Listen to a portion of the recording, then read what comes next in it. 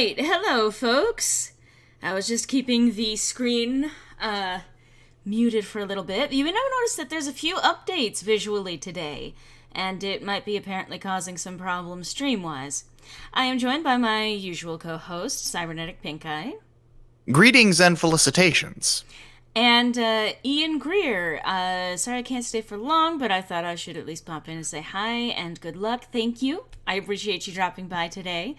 The chat box seems to not hold the chat entries for very long, but that's okay. That's all right. Yeah, everyone gets their 5 seconds of fame. So I'm going to try switching to the live scene and see if that reduces the delay at all. Wow. Okay, it looks like it's doing a little bit better now that I'm on the live scene here. Damn. Yeah, so I have been playing around with some of these settings. Obviously, I am using Streamlabs. I have been using OBS just in general, but I have wanted to make some updates to the overall interface to make it a little bit more stream-worthy. I wanted to have, for example, a chat on screen so that people can see what it is that I might be responding to. There's going to be some other little visual choices if anyone decides to donate through...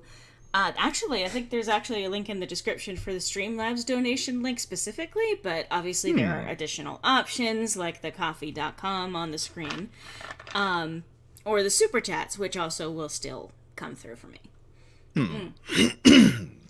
So, today is going to be another low-key stream for me today. Another one. Yeah. Obviously, last week I missed, unfortunately, because my health was really not in the right space to be able to stream. And today is not much better, but it's better. So, I'm going to run with better. And as I say this, I feel my fucking throat tightening up because I didn't prepare to talk, apparently. Well, that's why you have me here, because I never shut the fuck up once you get me going. Is that why I have you here? Yeah. I mean, yeah, let's not kid ourselves. So you guys are probably about to hear a game pop up. I'm going to be playing Final Fantasy VII, as if you couldn't tell from the title of the stream today. I don't think that I had time to actually prepare this in advance of playing today, which is unfortunate. But I'm going to take the opportunity now to add a new source. Awesome. It's going to be game capture.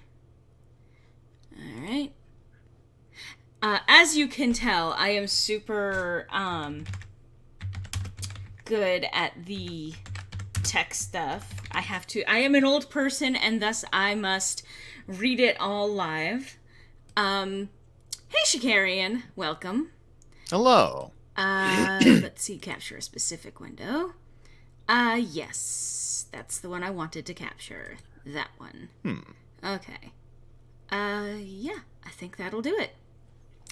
Awesome, so you guys get to see me edit this shit live, which is actually kind of fun.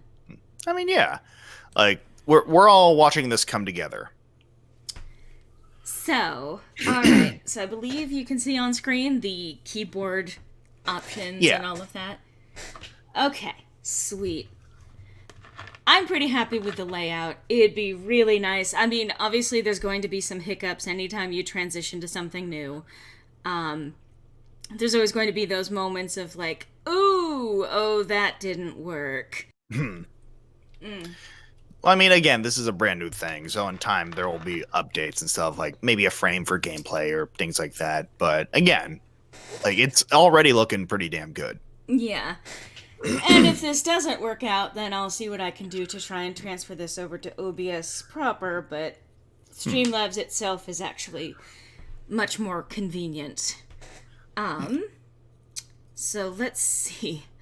I'm going to actually minimize that window because I don't need my browser open for this.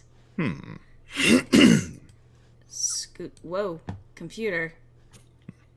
That's the other problem, is that my computer, I need to probably dust out the inside of this thing.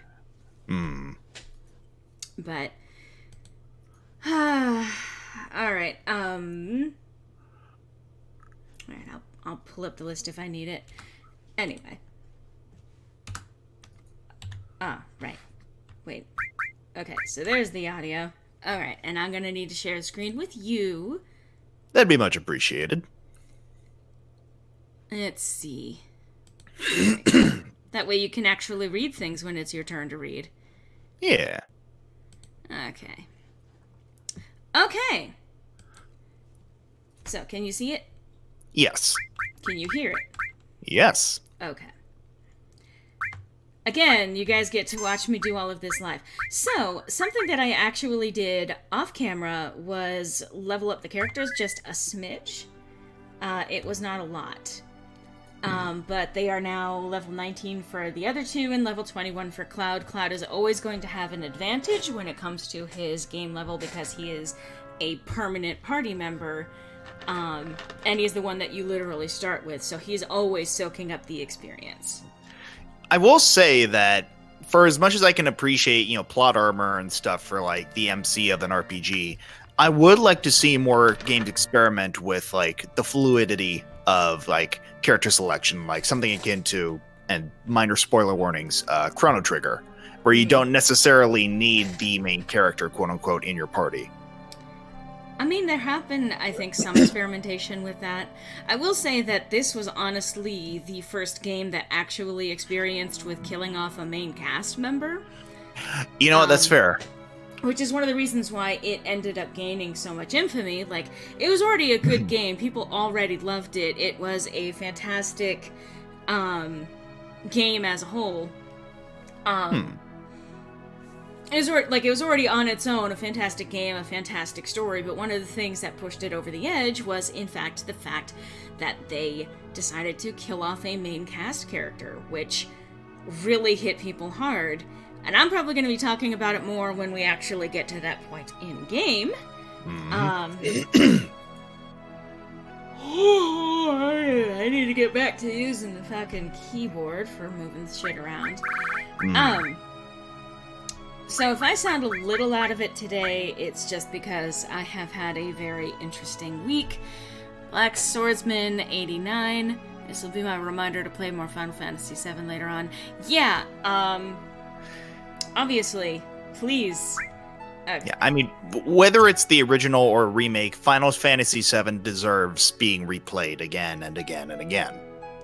So I'm actually going to make progress as opposed to last time when I was playing and I just kind of ran around the calm area. That doesn't mean I'm not going to still be prone to getting attacked on the way, but... Alright. I still can't get over just how unique a lot of the enemy designs are in this game. I don't remember if I actually added the steel option to Red Tifa? while I was playing before. Oh, okay, because I'm not sure about Red, because I know you were, repeatedly having Tifa check for things last time we did this. So, in order to actually increase the chances of being able to steal something, I ended up adding the steel materia to Red 13. And all on the subject of character deaths, I think what makes Aerith's death so effective was how sudden it was. When the game first came out, well, that's just it. No one saw it coming because it just didn't happen. Yeah. I need to adjust that.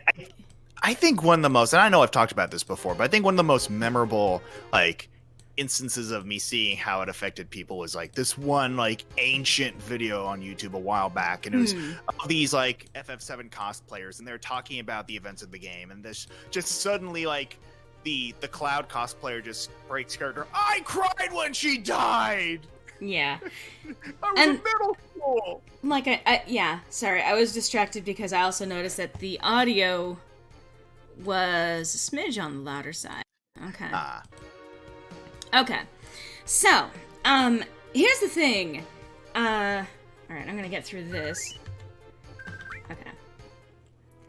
That whole thing hit me hard because she was also my most built-up character. She was the one who spent the most time in my party outside of Cloud.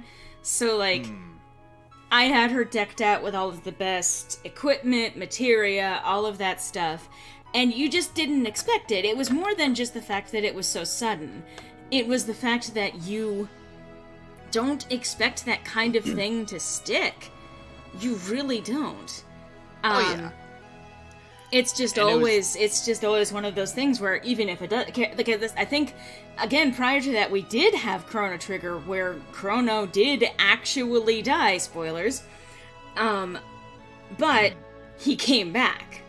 Oh yeah, and this was back before the red wettening of media, where anyone is up on the chopping block in this story every time. You know, like that shit didn't happen in mass media.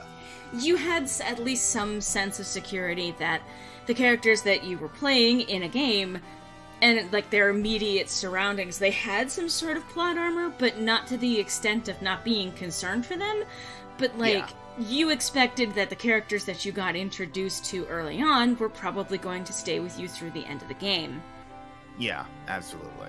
So yeah, no one saw it coming because no one expected that a game would actually be so audacious as to kill off one of the main cast.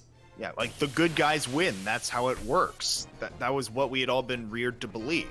Oh, we got some new guys over here. Yeah. Like, Jesus, these guys remind me of, like, I'm not sure if you've heard of that plant called birds of paradise that would look like weird cranes. They're all over, like, SoCal. I have no idea what you're talking about, sorry. Basically, that is to say, they look just like the heads of these motherfuckers. Come on, guys, you gotta steal something. It's okay, stop going after fucking Tifa. Alright. I think what's so unnerving about these guys is the weird, like, wolf hands. Because, like, take those away and they look fine. It's just... Oh, Jesus. Okay. The presence of the hands there in their lurky position.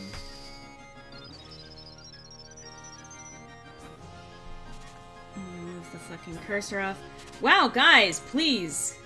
Wow, you suck. You just suck. Nice. Damn.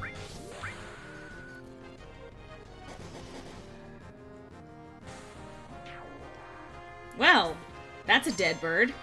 Yeah. Alright, speaking of dead... Wow, you sucked, man. Speaking of dead birds, I hope everyone had a good Thursday. Yeah. I hope you did not, in fact, go traveling. Oh! Yeah. I hope you did not go traveling for the holiday. Yeah. If you did, then... Here's the thing. Normally, I would want to be encouraging and diplomatic and say, like, oh, well, don't do that. That's dangerous right now. I'm gonna fucking put my foot down and say that if you go about traveling right now, if you go to gatherings, even if you just go to your next door neighbor's house, this is actively causing a deadly problem in the United States right now.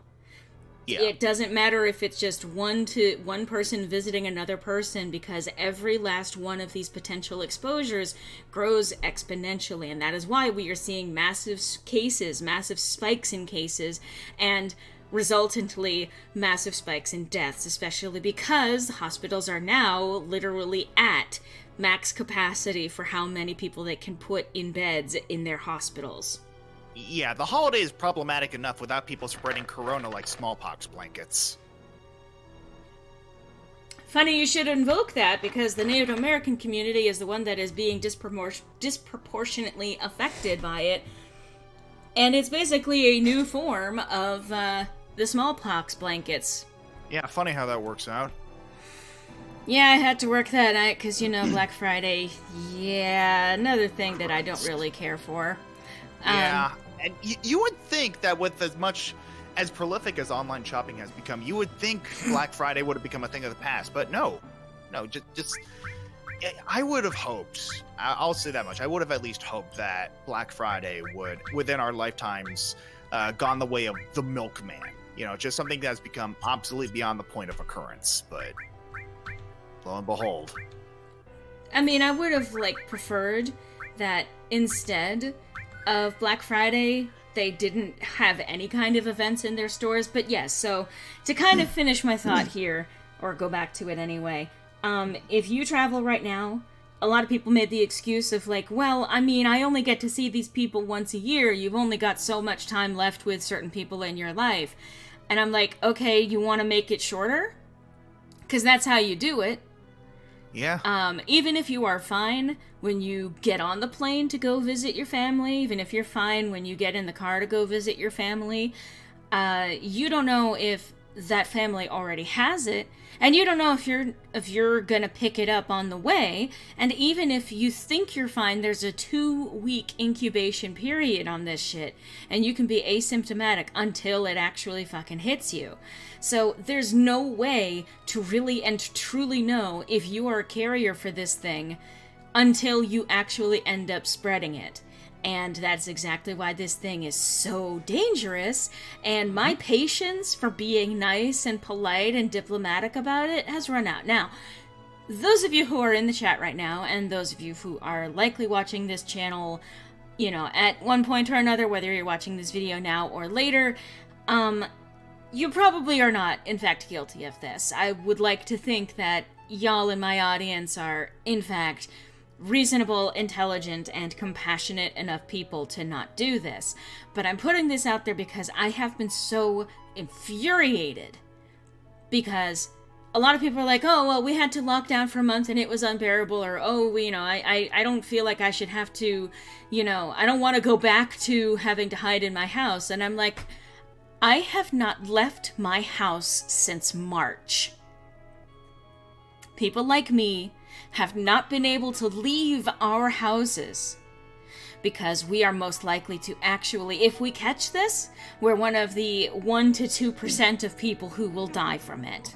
And 1 to 2% of 320 million people is a huge fucking number. It doesn't matter, even if it's only 1%. Because that is still way more people than should be dying from any singular pandemic, event, or any or war. I mean, I would prefer no one have to die. But if you're willing to sacrifice the lives of 250,000 people, 300,000 people, if you're willing to risk the lives of 3 million people because you think that you deserve to go and get a haircut, then I'm ashamed of you, and you should be ashamed of yourself. I am angry, I'm furious, I'm scared because, again, even if I live my life perfectly safely, even if I practically wrap myself in a bubble, if someone that I live with who has to go about their life goes out and gets themselves exposed, I may end up getting exposed to it. And that is exactly how insidious this is. It's not just about your individual freedom. You can't see me fucking pointing at the screen. It's not just about your individual freedoms. It is about having compassion for other people who will be negatively affected by it, having compassion for people who will be killed by it, having compassion for people whose families have been suffering as a result of all of this. I'm not going to play nice anymore. I'm not going to be, I mean, I've never been particularly gentle with this, but we are seeing such a massive spike in it that I'm probably not going to be able to leave my house for maybe even another year at this point. Because even with vaccines on the horizon, even as we are, you know, rounding the corner on a massive thing on this, even if we were to get a control on this sometime early next year, that shit's gonna stick around. And you know that people, once they have vaccines, they're gonna stop wearing their masks. And I'm saying this because I know you can see the pattern is already there. So yes, I'm furious, I'm tired, and I'm not gonna be patient with this shit anymore. And if you see anyone espousing, well, what about my freedom? And it's like, so you're perfectly okay with letting other people die because it's only 1 to 2% of people that will die from it. Never mind the countless people who are seeing long-term effects long after having quote-unquote recovered from this.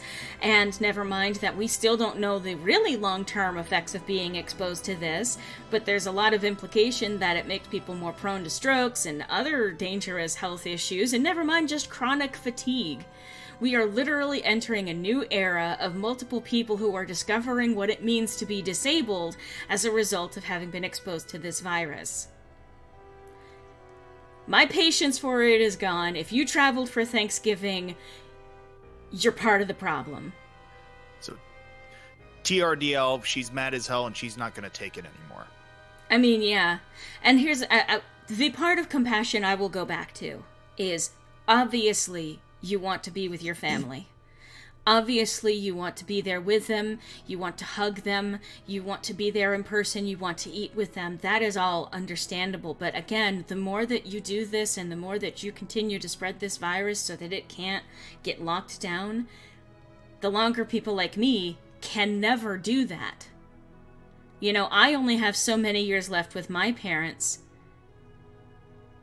And I recently was not able to actually be within close proximity of a parent who happened to be in the area. Because on the off chance that they were exposed to the virus while they were moving around, I might have gotten exposed. And it was not a concern. It was not something that ended up being the case. But I couldn't go and hug someone that I loved very dearly and wanted to because this thing was not actually shot down the way that it needed to be. So yeah, you're saying, you out there in the world across the internet, you're saying that it's perfectly okay for people like me to not be able to have any freedom, any connection with people that I care for. So you know what? I do get it. I do get how hard it is to have to hold back, to have to not be able to interact with people that you love. I get it on a very visceral level, and I'm tired of people saying that it's okay for me to suffer, and people like me to suffer, for anyone to suffer, for the short-term gain of not being driven by fear and being able to do things and live like your life is normal now. Yo, popping in while working on my room's floorboards. Hi, Zach. Welcome to this passionate discussion. We gotta have at least one. Anyway. I mean, all things considered, you chose the right game to have an impassioned talk about human rights. Well, would you look at that? There appear to be some sort of tracks here. I wonder what that's about. I say, as if I don't know. Anyway, look at that. It's a farm. Look at all these chickens. Yes. It's a chicken! It's a chocobo. I love this That one's thing. just shimmying it up. Yeah. Let me... What? What? What? What?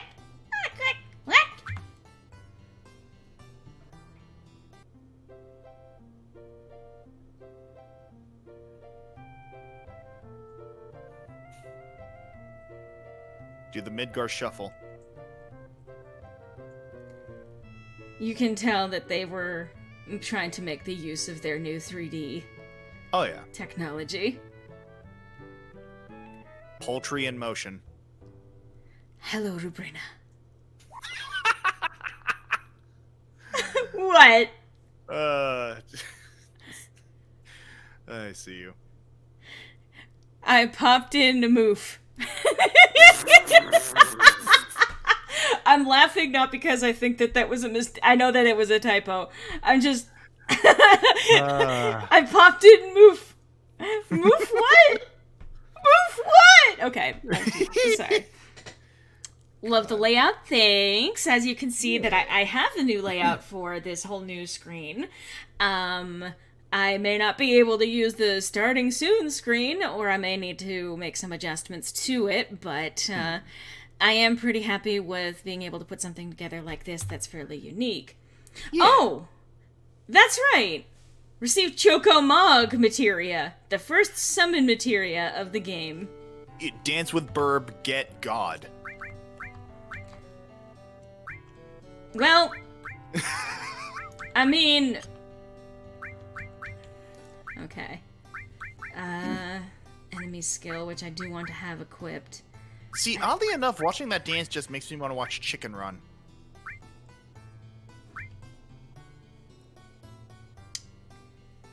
Yeah, I think I'm gonna add Chocomug to Tifa. Anyway, what was that you said? I'm sorry? I was just saying that watching that whole Chocobo dance just makes me want to watch Chicken Run. I don't think I ever saw that. Really? No. There were some movies, I think, around the aughts that I ended up missing. That's fair. It's a pretty good one, although I do have mixed feelings about the fact that they're making a sequel. No, we're not talking about it, because fuck that. Yeah. I mean, I say mixed, but they're fairly solid, and my solid feeling is fuck that. Here's the thing. Alright, we're gonna get into another rant, because that's what we do here. I don't mind necessarily inherently the concept of rebooting or driving a new sequel to existing franchises. Sometimes they do it really well. DuckTales 2017 is an example of doing it really, really well. Animaniacs, which just came back, is an example of doing it really, really well. I've only seen clips of that show, but it has exactly the same bite that it did back in the 90s, and it is so fucking, a chef's kiss beautiful and perfect and spot on. And even they, as a rebooted series, fucking knocked on the fact that we keep remaking shit. Oh yeah, I mean, it has come to the point of being fucking incestuous. Well, that's just it. Animaniacs, like, as far as I've known it, has never been above, like, shit-talking itself or the mass media culture that it was birthed from. Yeah. So, yeah. I just realized, hey, I'm gonna have a low-key stream today. Proceeds to rant about everything that makes me angry ever. Well, you do that whenever you're out in public, so... Yeah, but I do need to actually tone it back because I'm causing myself a headache and stomach ache. That's fair. But yeah. I need to watch all the new Animaniacs. Yeah, as do I. Go ahead and take this guy. Yes, apologies. Thinking of crossing the marshes? Yeah. Then it'll probably be safer for you to get a chocobo. That way you can zip through the marshes with the chocobo. A bit redundant, but you get my point. It's the only way to avoid getting attacked by the Midgar Zolom. What the fuck is a Zolom? You don't want to know. Midgar Zolom? Is there a fucking echo in here?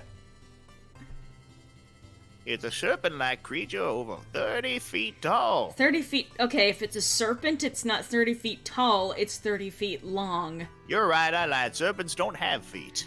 So I'm noticing that more and more reboots are getting successful with good balance of nostalgia factor, design, and characters revamp, and faithfulness to the original. Absolutely. I mean, I will say DuckTales absolutely has nothing to do with the original outside of characters and some of the character dynamics, but it's honestly legit very, very different from the source material. That's an example. Go ahead.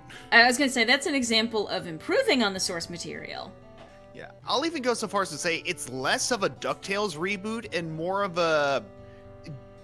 I forget the term for the slot, but the Disney Saturday Mornings reboot. Well, yeah, because they're introducing a lot of those things back into their own timeline. Yeah, you got Darkwing Duck, you got Rescue Rangers, you got the fucking Gummy Bears. Yeah, it's worth watching, by the way, if you haven't seen it. Disney Afternoons, that's what it was. Yes. Anyway, back to game. Yeah. It detects the footsteps of anyone in the marshes, especially if your footsteps look like fucking chocobos. And then, bam! It attacks. It wants chicken dinner. Yeah. How you like my Emerald Lagasse impression? Black Swordsman God, 89. you're Because right, it they led to one of the best movies that has ever been made. A Goofy movie.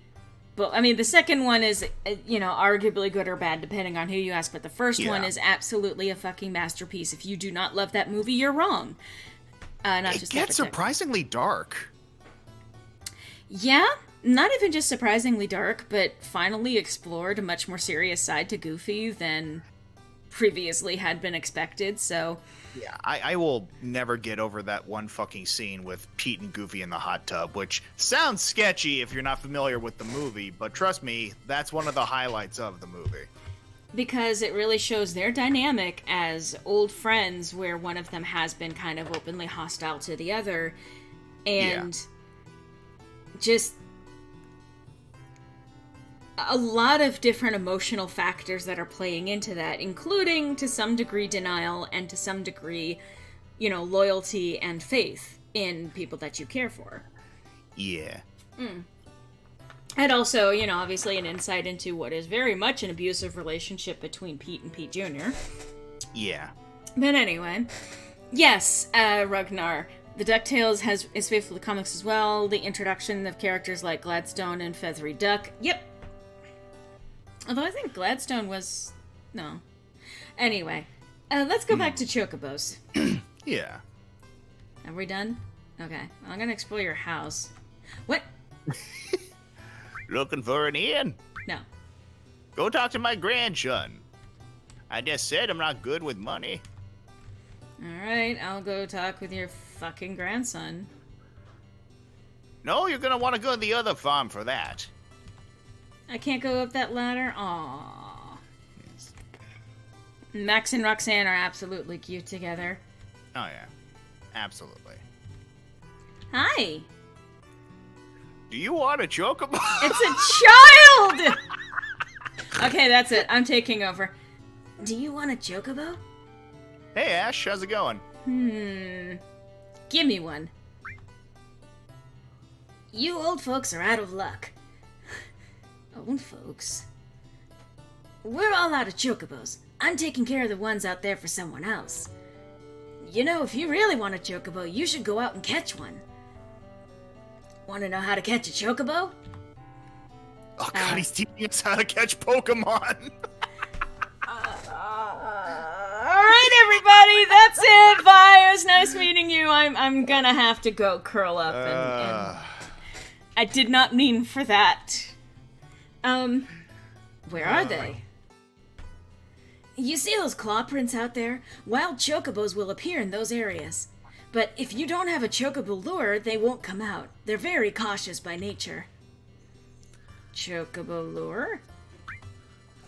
Chocobo Lure is a type of materia which attracts chocobos. You gotta be careful, make sure they don't actually eat it. If you equip this, they'll come to you, but without it, they won't appear. Want to know how to catch a chocobo? Chocobos appear in tall grass. How do I catch one? A wild chocobo always appears with other monsters, but you won't be able to catch it because of the monsters. That is why you must defeat the monsters first before you catch the chocobo. I hate that this is just aligning more and more with the rules of Pokemon. And then? Wild chocobos are really cautious. They'll run away from the smallest things. But if you use greens, they'll focus on them and won't run away. How about instead of saying it like use greens, you say feed them greens? It's a small detail, but it doesn't break the fucking immersion. Jesus.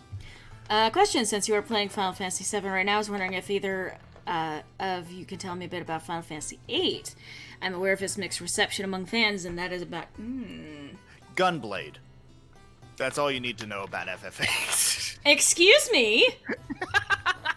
Okay, you're talking to someone who actually loved Final Fantasy VIII. Now, I wasn't able to finish it back in the day. I wasn't able to finish it back in the day, unfortunately. But that's because I'm a terrible gamer. I did love the game. The story is phenomenal, as a matter of fact. But it is... it's understandably mixed reception. They did a lot to change up the order, how you play the entire game, how they handle their magic, which in itself was obnoxious. That, I agree. Some of the gameplay stuff were bad choices. It would have been interesting if it's like, you had like a base level of magic that you had, and then you could actually like add to it. I wonder if you can tell that I'm a proponent of universal basic income, where you give people enough to actually get by, and then they can choose the option to do the work to get themselves more, but you know. See, now I'm just picturing you, like, in the world of FF8, teaching people how to play Triple Triad, but with tarot cards. Anyway, so Final Fantasy VIII is actually really good. The plot is really nice. If you love romance stories, obviously that is actually a main point of that particular game. There are some interesting mechanics. I think that it's definitely worth playing. It obviously also has some interesting commentary on the cyclical nature of war, as a matter of fact, and how it becomes a multi-generational thing. It is very much inspired by stories similar to Romeo and Juliet in that regard. Well, that and also, like, military-based war. Oh, yeah. Anyway. Alright, what else? Whatever you do, don't make chocobos angry. They're usually calm, but if you get them angry, you'll get hurt. Oh, and remember, once you get off a chocobo, it'll escape. Excuse me? Don't tell me about getting... I know that I'm going to eventually be breeding chocobos, but please don't tell me about getting off a chocobo just yet. Listen. Like, what Cloud gets up to in the privacy of his own save file is his business. Not interested. Well then, shall we get down to business? To defeat the Huns? I'll sell you the Chocobo Lure for 2,000 gil right now. Imagine, like, buying a fucking fishing lure for 2,000 bucks. Okay, how much... Oh, I have plenty for that. Okay. I'm gonna talk with your sister. The one that looks like a fucking chimpanzee? Welcome. Do you have nothing else to say to me? Alright, NPC. I'm a girl in an RPG, therefore I have no presence. The Chocobo Lure is... Chocobo Lure is 2,000 gil. Buy it now? Yeah, fine. Thanks! Just went full Swedish chef there. The Chocobo Lure? It wouldn't hurt to buy some greens, either. Oh, and how fast a chocobo will finish eating depends on what type of greens you feed him. Okay, you wanna... It's sort of obligatory marijuana joke here. You wanna give me a hint as to which ones will actually keep them around longer, or... Now, why would they want to do a thing like that? If I had to hazard a guess, though, it'd probably be the most expensive one. Oh yeah, well actually those are more for breeding. Ah, gotcha. I'll grab myself 5 greens. I probably won't need that many. But yes, chocobo breeding is a thing in this game, and you will actually want to do it. I know that I want to do it. Oh, it's a baby that's running! Aww. Just oh, it's a baby that's running. No, dance for me. Dance. I want you to dance for me. Aw, dance for me again. Well, then make it rain.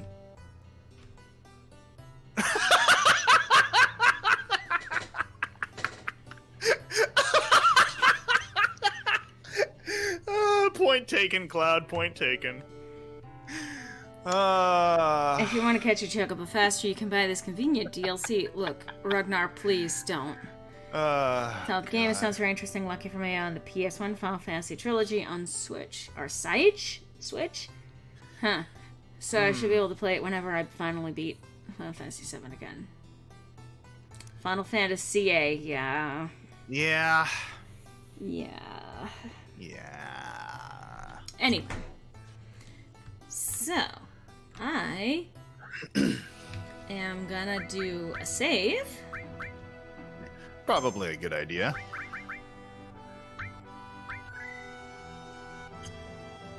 Alright, so...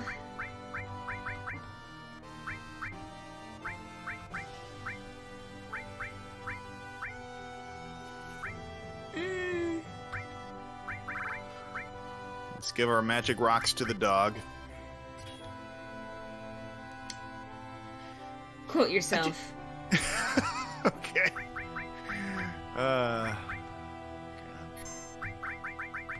Give your magic rocks to the dog. How about you not?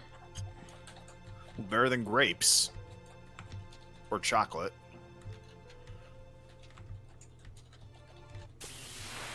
There we go. Hell yeah. Drop Oh. that fucking beat. Oh no, there it is. Alright.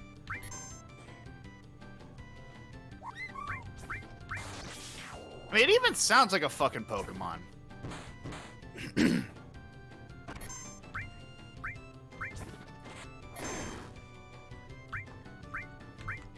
Don't attack the Chocobo. Come on. Yay! Cut a Chocobo! Yeah. Switch. Yes. Lasan nut. Ah, nuts are also important when breeding Chocobos. Alright, kiss the cancel button to get off. Chocobos will escape whenever a player dismounts. Okay. That's someone takes the lasagna nut.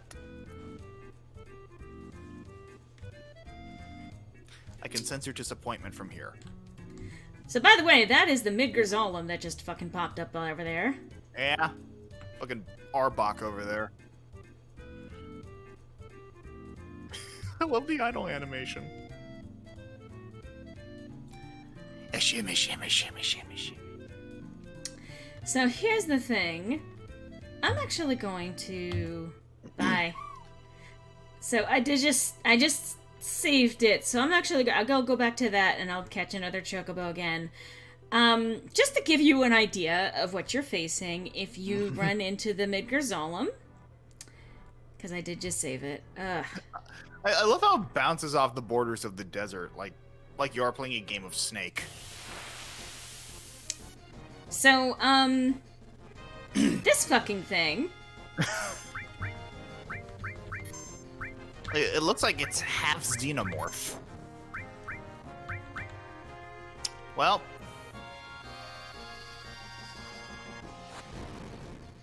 Not doing a lot of damage as of yet. Let's see. If you can defeat this thing really early on. I mean, that's damn impressive. You know, Tifa, I think we have other priorities right now besides trying to snatch its purse. And I will say it even makes sense from a narrative standpoint that Red would have more damage with the magic spells. Well, I did also just level up the bolts. That's fair.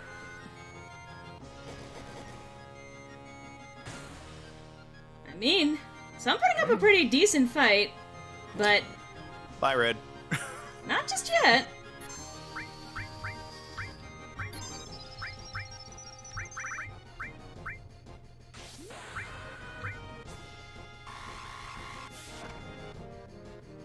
But probably gonna die soon. Yeah. I didn't come into this fight expecting to win it. I don't think we've heard the game over music yet in this playthrough, have we? Oh, and yeah, Tifa's just gone. Yeah. Oh, he's gone. Bye. So, does he have to mold every individual spike hair gel? Possibly. Yeah. I mean, what makes you think that's actually his hair and not his skull? Alright. Sugar fucked him up.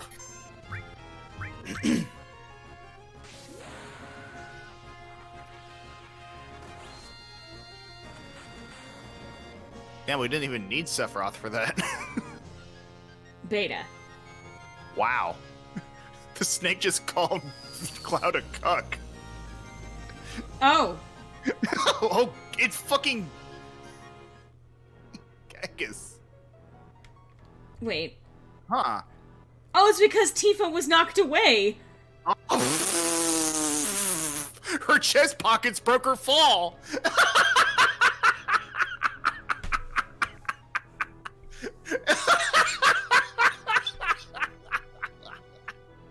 You can't see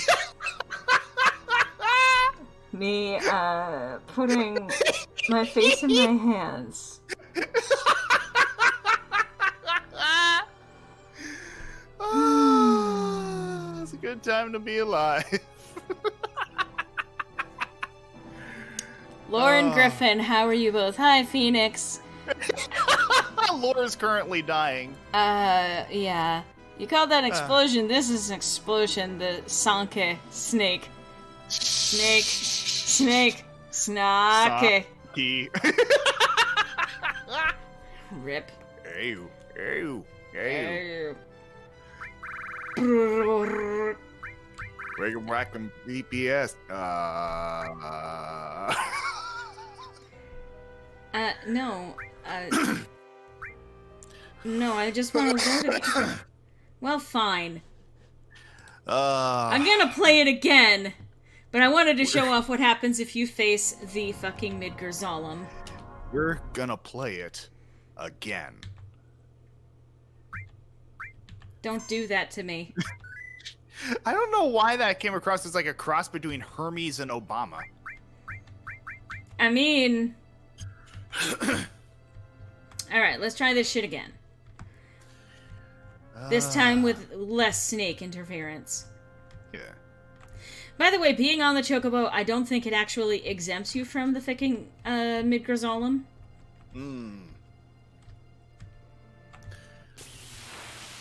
By the way, when you can, if you could refresh this the share. Yeah, I will in a sec. I'm gonna catch the Chocobo first. Take your time.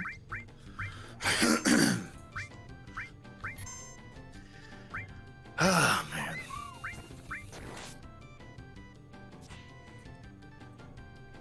Don't you slow dance me.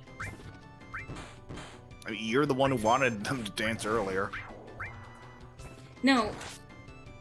I'm not talking about the grass seedling thingy. I know. Alright. Now we have Chocobo.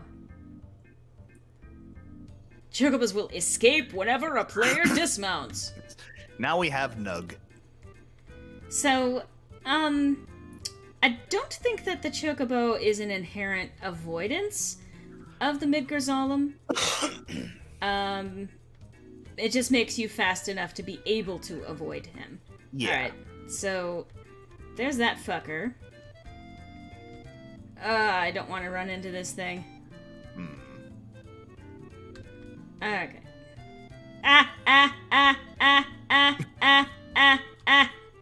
Someone turn off their car alarm.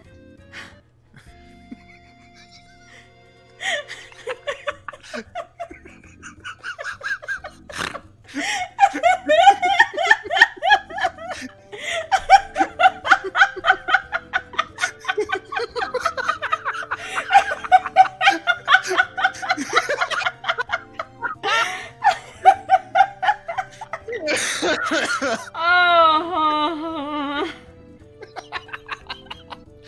See, I have my funny moments. Oh, you are a funny man. Oh, well, thank you. It's just the fucking perfect timing. I'm sorry. Phoenix in the Laura is a duck. Can I give bread? No, don't give bread to ducks. Yeah. First of all, she sounds more like a goose. Second of all, No, don't you're- give bread to ducks. You're the goose. I'm the kookaburra, remember? You're also the goose. How dare you compare me to that ancient evil? Also, thank you for sharing. Yes. Alright. I love the music. Oh yeah. That is one vibing bird. Yep. Well, remember, we need to get off the bird. Listen. Bye, bird. That... Bye. Just taking a U-turn there.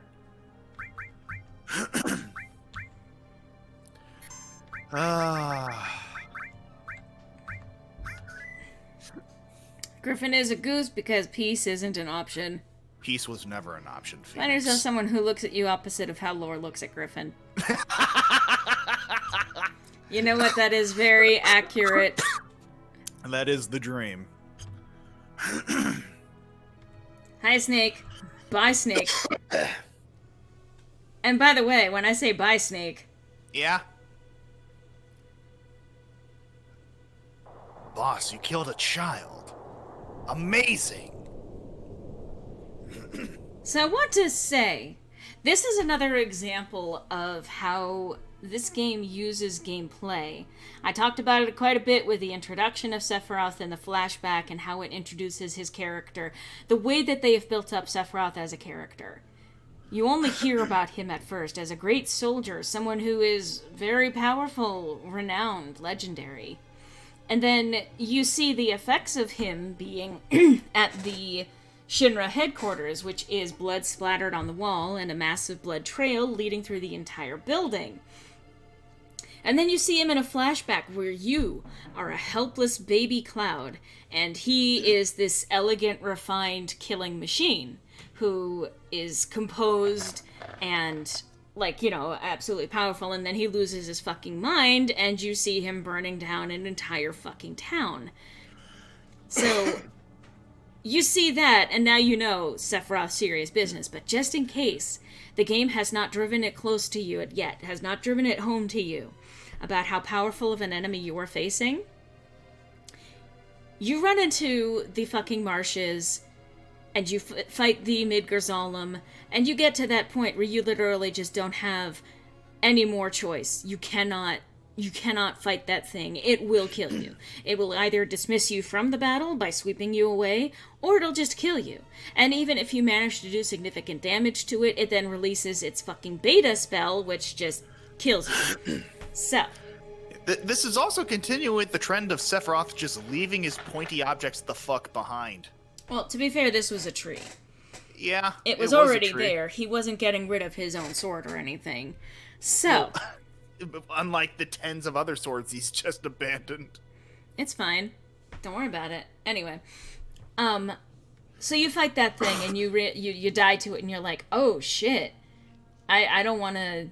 I don't want to encounter that thing. So you catch the Chocobo, you cross it, you cross the marshes, you get to this point, and you see that thing casually impaled on a fucking tree.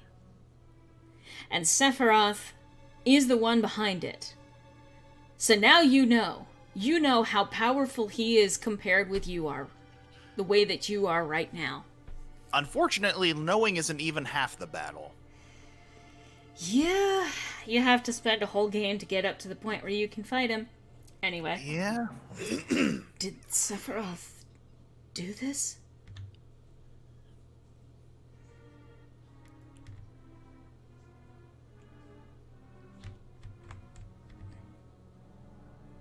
It's a power that we should respect. Weren't you doing more of like a, like, snake voice for him, ironically? Yeah, it was something along those lines. Amazing. Is that what we're calling it? Bye. I'm leaving. Nope. I'm also... Oh, wait. What I should probably do is de-equip him.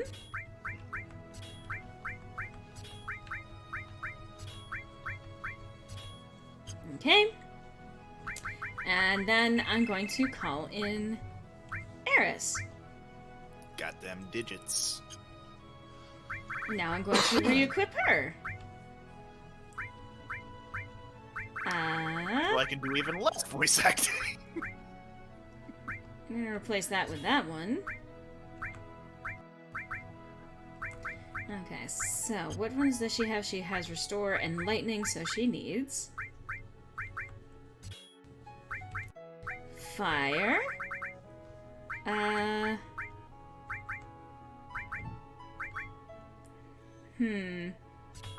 Lightning, fire, poison. I should probably have her with, heal.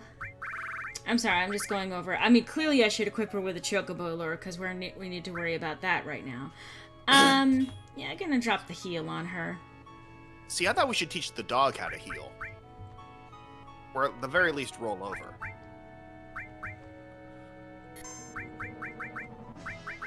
I'm gonna need you to stop. I need it too, but lo and behold, 31 years later. God, I forgot how good the music for that area was. God. The same could be said for a lot of the fucking music in this game, because goddamn. Alright. So that's not a wall that I can go through. I take it that it happened then? What happened? Eh? What? What?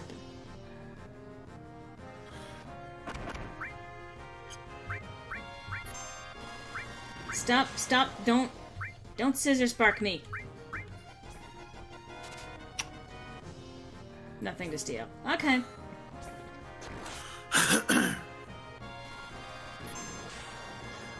Like, I hate to continue the joke past its prime, but these things straight up look like Pokemon from the 4th generation. I'm sorry. So now you get to see what a summon looks like. Yep.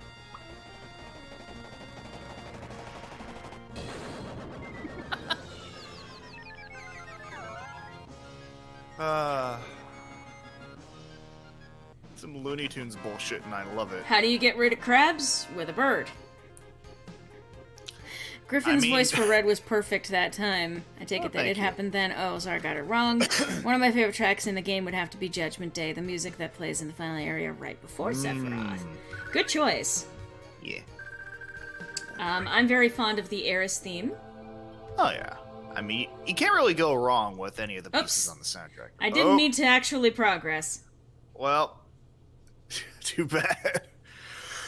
Alright, guess I'm up. Just a second.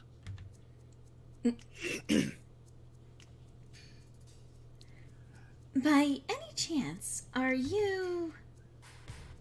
I'm rude now. Do you know who I am? The Turks, right? Well, if you know, then this won't take long. It's difficult to explain what the Turks do. Kidnapping, right? To put it negatively, you could say that. This guy is literally named Rude? Yes. Yeah. Oh, I actually thought Eris was the summoner. There's no set summoner. You could make her the summoner. But that's not all there is to it anymore. Ellipses. Ellipses. There's a chance he just noticed that Tifa was there. Anyway. Sir! Yes, the intern. It's all right, Rude. I know you don't like speeches, so don't force it. Then explain, Elena. I'm the newest member of the Turks, Elena. Thanks to what you did to Reno, we're short-handed. But because of that, I got promoted to the Turks. You forgot the ellipses, Elena. Anyhow, our job is to find out where Sephiroth is headed. And to try and stop you every step of the way. Wait a minute, it's the other way around. You're the ones that are getting in our way. Elena, you talk too much. Mr. Sang! No Sung? need to tell them about our orders, and it's pronounced sung. Sung. Sorry, Sung. I sing, I sung, I have sang. It's really quite easy to remember. I thought I gave you orders. Now go. Don't forget to file your report. Oh, right! Very well. Rude and I will go after Sephiroth, who's heading for Junin Harbor. I swear to fucking God, Elena. You don't seem to understand. Oh! I'm sorry. Go. Don't let Sephiroth get away. Yes, sir! Yes, sir! Bye. Shimmy, shimmy, shimmy. Reno said he wanted to see you after the injuries you gave him healed. He wants to show his affection for you all with a new weapon. Did you just phase fucking through me? Well then. Eris? Long time no see. So, fun fact, by the way. So Rude gets established, like they make it really explicit later, but he is established actually to have a crush on Tifa. Yeah. And if you fight him with Tifa in your party, he will literally never attack her. And if she is the only one left on screen, I think he largely does like in ellipses and either avoids tacking or holds back. I forget exactly what the mechanic is, but the developers took the time to actually code it in that he will not attack Tifa. Meanwhile, Tsung is implied to have some sort of feelings or affection for Eris. You forgot that Team Rocket and the games are no joke. They killed a Marowak. Huh. Yeah. I mean, I was getting some Team Rocket vibes from them. Looks like you're safe from the Shinra for a while, now that Sephiroth reappeared. What are you saying? That I should be grateful to Sephiroth? No. Ellipses. I won't be seeing much of you, so take care. Strange hearing that from you. Would you like to hear from the back of my hand? Well then, stay out of Shinra's way.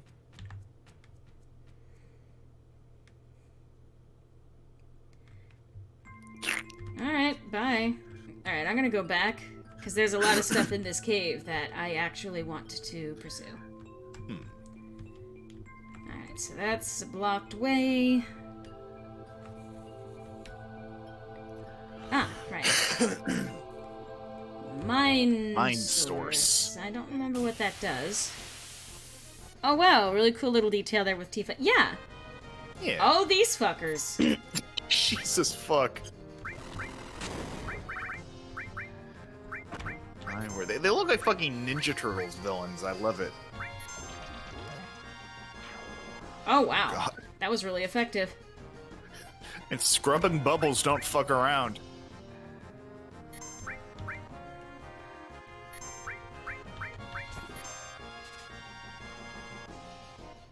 Alright.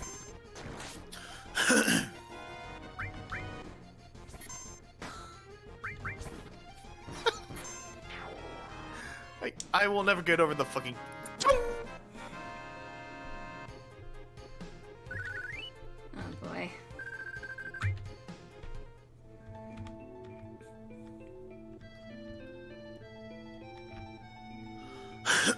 Sorry if I'm going a little quiet, guys. It's fine. Unfortunately, I need to make a run for the restroom, and unfortunately there is someone presently in there. Oh, joy. Yeah, it's not fun. Yeah. I mean, it's one of those, you know... Would you stop attacking me, Christ? Okay, they're just literally using Pokemon moves now. I'm sorry. Ah. God. Alright, let's try that guy. Look, fuck you. Little fussy kicks, I love it. Mm-hmm. Couldn't steal anything. Alright, let's give it one last shot. Oh god. Not Cloud, his hair gel is extremely flammable. Well, I mean, you know. Oh god. Oh! Huh. I didn't know that was when you could. Oh, well, that was dumb. I mean, flame recognize flame.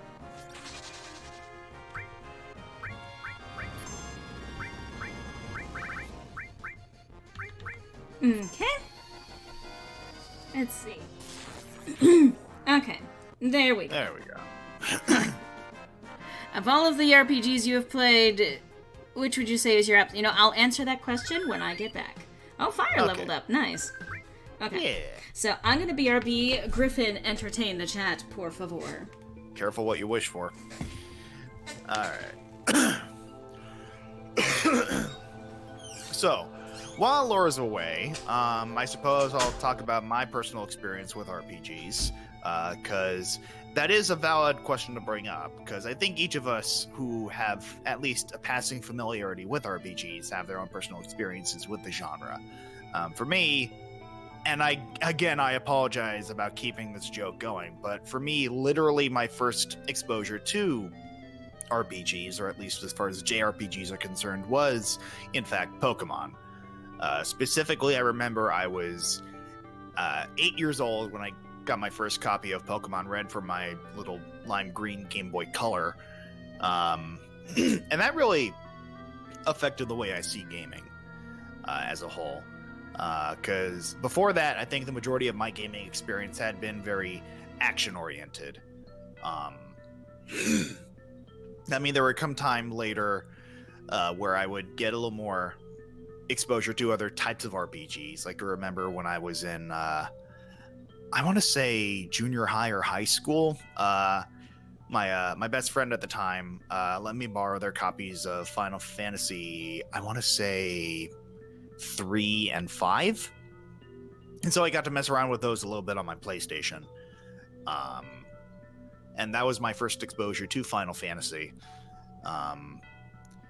But yeah, beyond all that, I kept delving more and more into Pokemon with each new generation.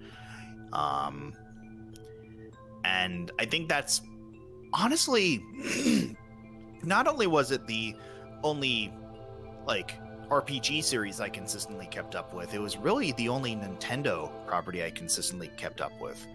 I remember when I got like Smash Bros for my N64, and Smash Bros, the original, came out. I was looking through all the characters. I had no idea who the hell anyone was. I had no idea who Samus was, Captain Falcon. I think the only people I knew for certain were Mario, because everyone knows Mario. There's Pikachu. I had a passing knowledge of Link at the time, but I'd never even seen footage of a Legend of Zelda game by that point. And Star Fox. I definitely knew who Star Fox was, because on the other end of the spectrum, outside of Pokemon being my only source of RPG experience, I was very much an action gamer. And Star Fox definitely fit into that category, as it was a rail shooter, essentially.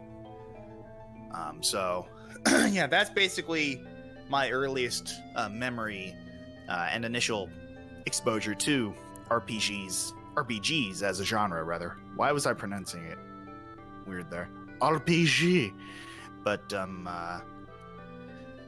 yeah, that's about as far as I got in terms of being dedicated to a specific genre. Of course, I also have experience with FF7.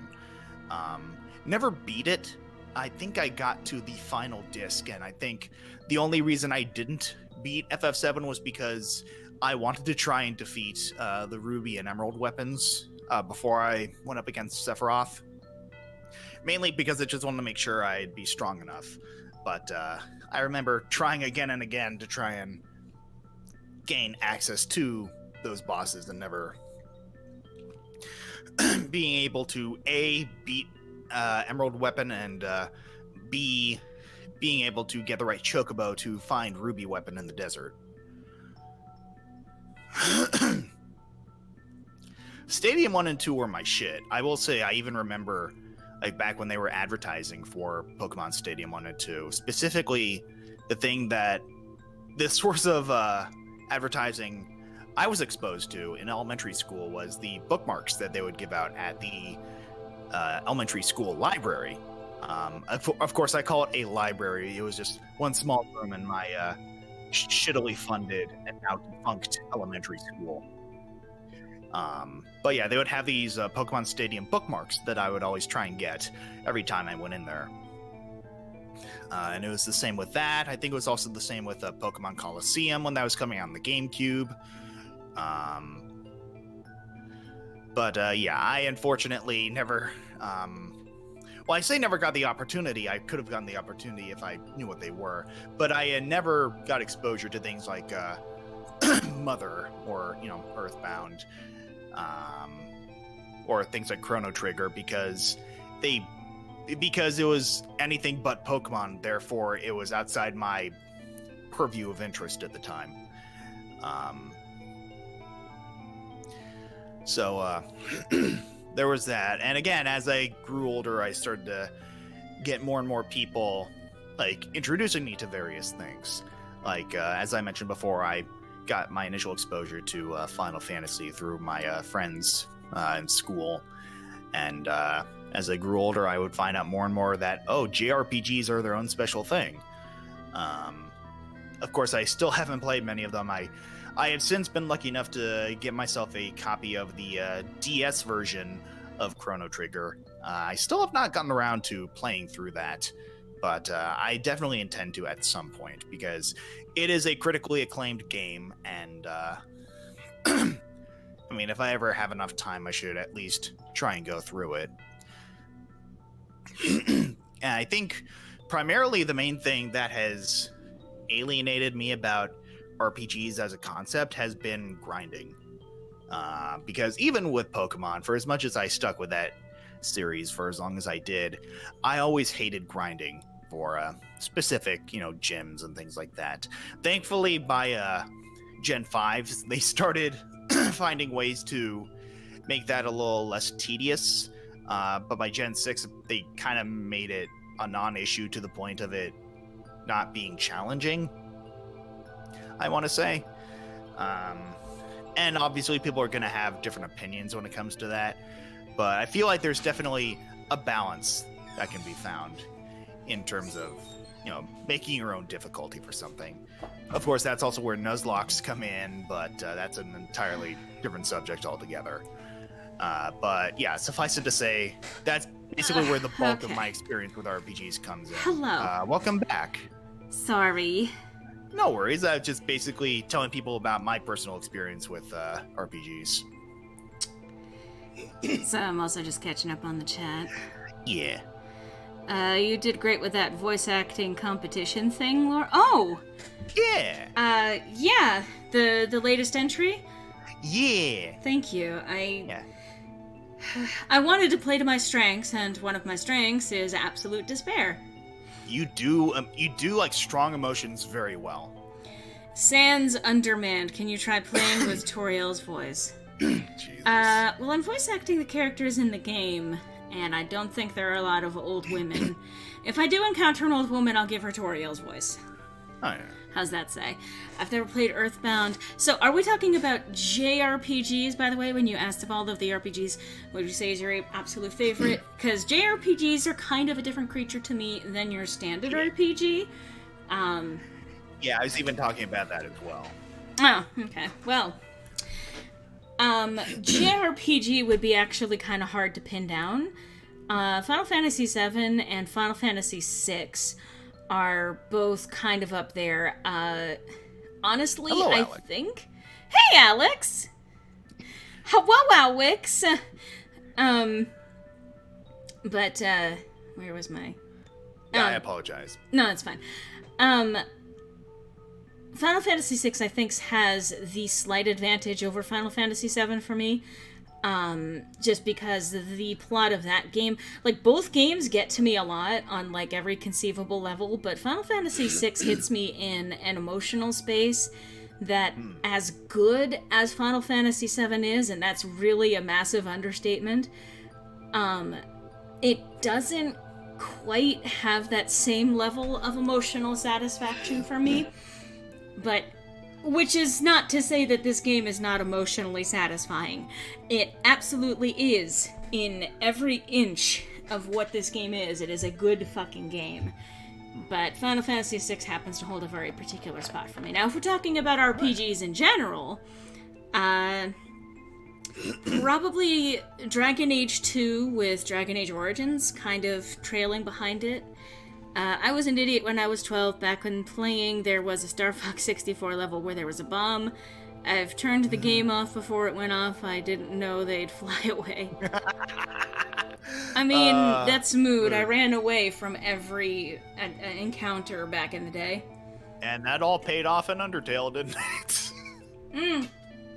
Well, you say that, but, like, that's literally it. That's one of the reasons I was like, oh, I want to play this. That's literally what I wanted to be able to do with the original game, or with the original JRPGs. Yeah, Three of my I was absolute even also favorites. telling people that my initial exposure to JRPGs, like outside of playing Pokemon as a kid, was also when a friend let me borrow their copies of Final Fantasy 3 and 5.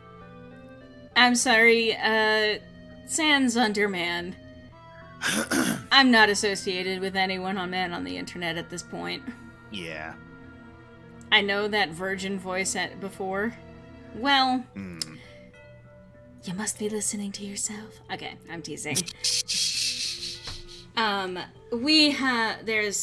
There's a lot of different things, and the thing is that a personal, like, I will say this, favorite games will tend to fluctuate.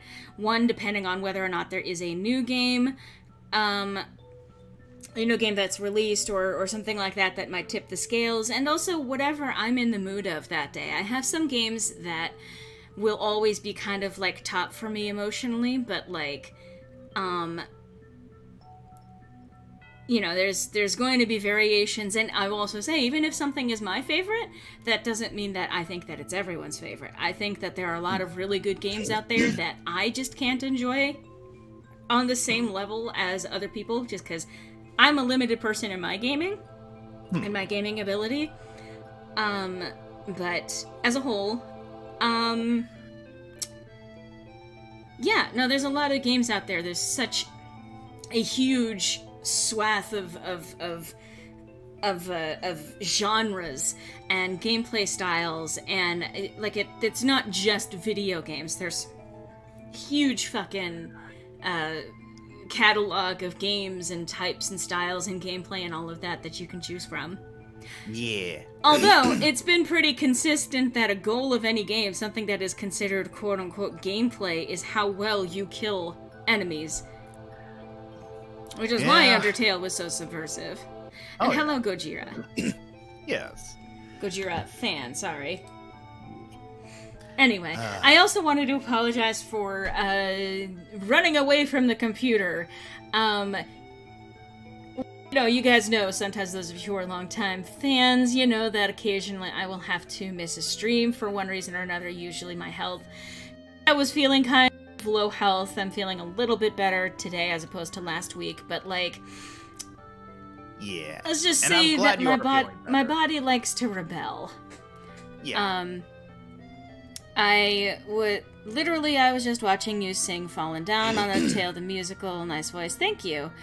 And I'm actually very proud of that performance, so I do appreciate that. I mean, that's just it. I'm really proud of the work that I did on that musical, so thank you. Yeah.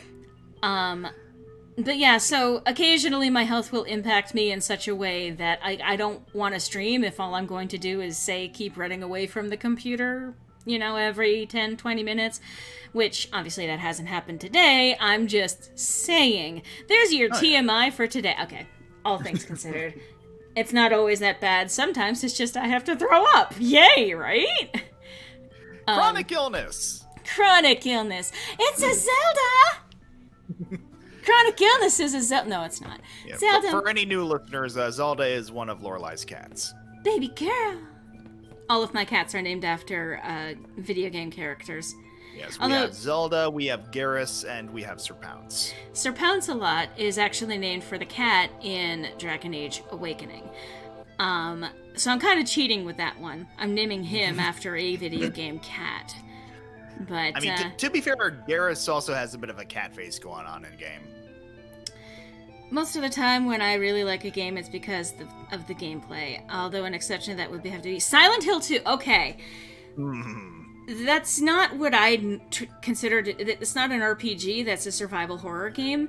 But, like, legit, Silent Hill 2 is a masterpiece of a game. I like Silent Hill 1, and I think that is a very good and solid game, but Silent Hill 2 takes it to another level. Do you have an OC from this game? Do I have an OC from Final Fantasy VII? No. Hey, Zelda! You want to give me a squeak? No? Now that I think about it, this music we're hearing in the game right now is... I mean, maybe I'm stretching a bit here, but it's... I don't think it's a far cry to say that it's something that might appear on a, fucking Silent Hill soundtrack. It's a little bit too upbeat for Silent Hill. That's fair. Baby, yes, baby girl! Baby Zelda! Let's see if we can get a chirp in here. She's being a little... She's flopping on top of the computer tower right now. Ah, yes. But she is flicking her tail because she knows that I'm talking about her, and she loves attention. She loves being the center of attention. She knows I'm talking about her. I see her constantly adjusting to try and get maximum approval out of me, even though she's facing away from me and pretending that she's not listening to me. It's almost as if all of your children are spoiled rotten. Okay, she's she's fucking touching the wall. Like she's stretching out her paws to touch the wall. Have you heard of the man behind the slaughter? No. Anyway. So I have delayed Ether 1-800 flops a lot. Tent. I mean, raises the question about who's been fucking camping out here. Oh, that's right. I mean, we did see Rude demonstrate this. Yeah. Ooh. Damn. Okay, so long-range materia is actually really interesting. Let's see if it actually gives, like, an in-game explanation for it. Let's see. Same attack power even from the back row. So basically, if you are a melee combatant, so you're not like Barrett or another long-range individual who will be introduced later, you can be put in the back row and still have the exact same attack. So say you put Tifa in the back row and you equip her with long range. That means that when she goes up to punch someone, even in the back row where she is more protected from danger and not as likely to get hit with the full force of whatever attack it is, but she can then fucking punch the same way that she would if she were in the front row. So it's actually a really, really useful materia. So it essentially gives Tifa the ability to do those long range, like normal consecutive punches. Let's see. She's being 1-800 flops a lot. Yes. I suggest you play Five Nights at Freddy's soon. Well, I appreciate the suggestion, but that's not a game that I'm going to be playing. It's literally entirely jump scare based, and I don't deal well with jump scares. Like, not even in the funny kind of sense. I mean, unfortunately, because I have a nervous disposition, that kind of thing has a serious impact on my health, unfortunately. Yeah. We appreciate the suggestion, Sans, but a lot of the gaming you'll probably see on this channel revolves around like RPGs and slower paced games like that. Visual novels, story-heavy things. Yeah. I love the soundtrack to Silent Hill so much. Some of the tracks I find very therapeutic to listen to. Because, they're ambient and they're serene for the most part. There is a little bit of... Obviously, there's something that's meant to be unsettling about all of it, but, like, it's still interesting to listen to, and it's kind of calm, and it's not, like, constantly upbeat. I will say, thank God I didn't know about Nuzlocke as a kid. I would have been mortified after the first death and never play Pokemon again. Yeah. What is the next Nuzlocke? I will explain. A Nuzlocke is a self-imposed hard mode that one can apply. They're basically self-imposed rules that you can apply to a playthrough of Pokemon that makes it a little more difficult.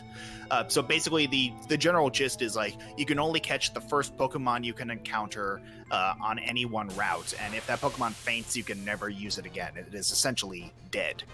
So you have to release it as opposed to getting it healed. And you can apply other additional rules as well. But I think the only other main rule is that you have to give a nickname to every Pokemon you catch in order to give yourself more emotional investment in them not quote-unquote dying. Yeah, so it's basically like fan-made hard mode for Pokemon games. I think I'm going to cook myself a crab. Perfect segue. Scissor Spark. Oh. Jesus. I'm gonna kill you. Bye. Bonk! It's funny you mentioned that, Sans. You actually missed out on the part where we had Cloud dressed up, unfortunately. However, you can see that segment of the game if you go through some of Lorelei's cataloged FF7 streams, where we were also joined by a couple of some other friends, including but not limited to Serena Midori, Red as a Tomato, and Alex versus Internet. Mm-hmm. So let's see. I really want to hear you say one of Cloud's lines in a girl voice. I mean, technically that's by default, but I do, like, as opposed to when I'm reading his voice down here, trying to do something of a more masculine tone, little Bishonen type guy. When I'm trying to play him as a guy playing up being a girl, I put it in this range where it's uncertain. Trying to sound smaller. So that's a kind of an interesting voice acting exercise, really. Oh, yeah. I'm not really a huge fan of jump scares either. There are some horror games that I like Bendy and the Ink Machine, but games that relies only on jump scares to create horror, yeah, exactly. That is not what I enjoy. That's not what I'll ever enjoy. And if a game relies on something like that in order to make you afraid, then personal opinion here, I think it's a bad game.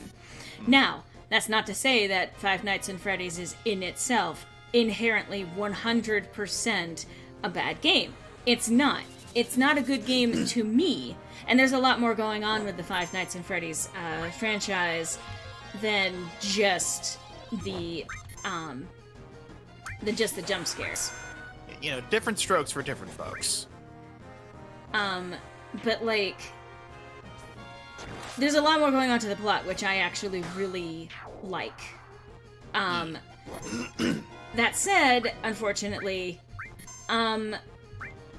definitely, it's not my speed, and unfortunately, with it being so jump scare heavy, I would not enjoy it. That said, there are a lot of games that unfortunately are only built to be jump scary because they think that, like, that's what makes a good game. Like, making someone scared only by throwing something startling in their face.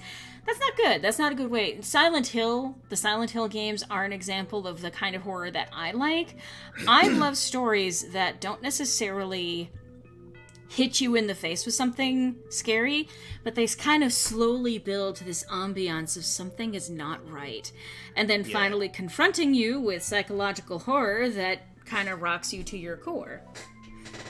I'm try playing Undertale fan games. I mean, if you want to. I mean, I haven't been particularly inclined to it since you said you love playing games that put a lot of emphasis on story. What would you say is your favorite story in any game? Looks at Dragon Age.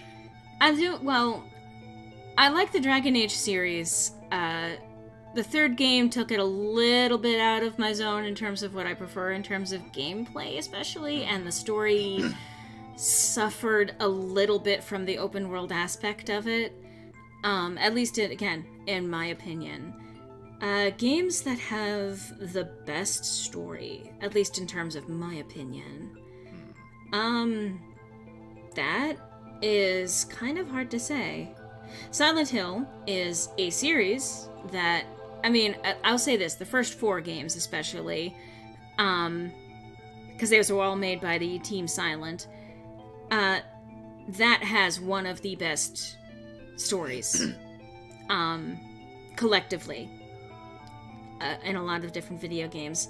I do like Dragon Age Origins and Dragon Age 2, Dragon Age Inquisition.